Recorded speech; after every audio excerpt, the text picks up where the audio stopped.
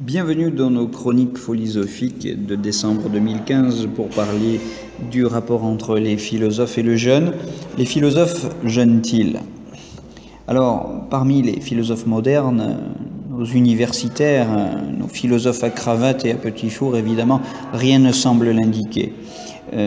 C'est assez clair. Mais il en allait tout autrement dans l'Antiquité et en dehors des institutions qui veulent aujourd'hui capter, voire confisquer le monopole de ce qu'on peut appeler la philosophie légitime. Dans l'Antiquité, plusieurs exemples. Jésus, par exemple, jeûne 40 jours, on le voit en Matthieu 18-12, et conseille le jeûne comme un moyen de salut, le salut désignant la grande santé, en Matthieu 17-21 par exemple. Nul n'ignore plus près de nous les jeûnes de Gandhi, dont je vous laisse discuter évidemment pour savoir si oui ou non vous lui reconnaissez le titre de philosophe.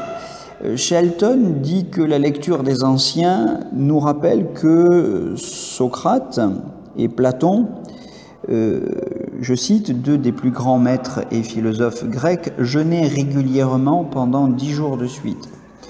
Il dit cela dans cet ouvrage de référence sur le jeûne, paru aux éditions du Courrier du Livre, que tout jeûneur doit évidemment connaître.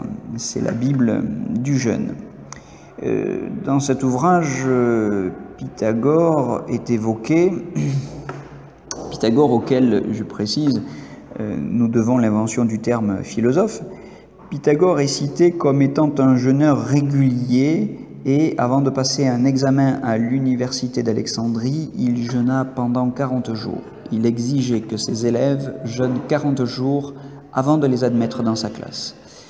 Voilà, Shelton cite bien d'autres philosophes, penseurs, médecins qui pratiquaient le jeûne. Hippocrate, Tertullien, Plutarque, Avicenne recommandent le jeûne et la liste n'est évidemment pas exhaustive. Pourquoi les philosophes jeûnaient-ils ou jeûnent-ils? Bien d'abord, premièrement, d'un point de vue médical, à des fins curatives ou préventives, pour soigner ou prévenir les maladies du corps.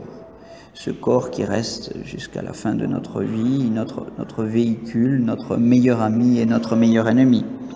Mais aussi pour la clarté de l'esprit, la santé du corps retentissant immédiatement sur celle de l'esprit. Nous pensons bien mieux dans un corps détoxiné, purifié.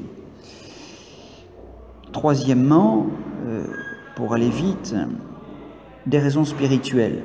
Le jeûne, comme exercice spirituel, est un grand stimulant de l'intuition, et particulièrement l'intuition de l'infini. Raison pour laquelle on a pu dire dans la tradition chrétienne que celui qui jeûne a faim de Dieu.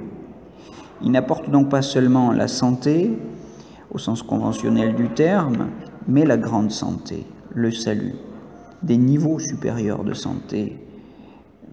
Voilà pourquoi je ne dis pas que tous les philosophes jeûnent. Je ne dis pas non plus qu'il faut absolument jeûner pour être philosophe, mais qu'il faut distinguer parmi les pratiques de la philosophie celles qui ignorent le jeûne et celles qui le recommandent et qui le pratiquent.